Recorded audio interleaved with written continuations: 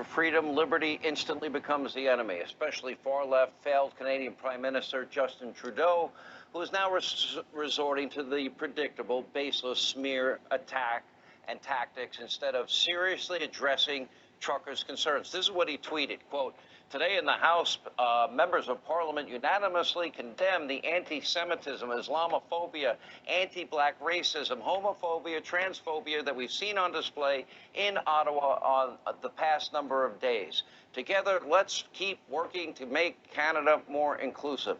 I haven't seen any of this. If anyone's doing that, they're not the majority. Most people are trying to send you a message. I have a message for you, Prime Minister. You're a disgrace in terms of being an excuse for a leader, but demonizing hardworking truckers, anyone else who doesn't surrender to your point of view, one-size-fits-all medicine, this is how you lead when you're supposed to be a public servant.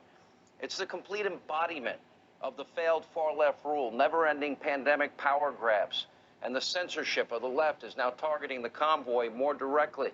As GoFundMe has frozen the page for the truckers, they already amassed nearly $10 million because people support them.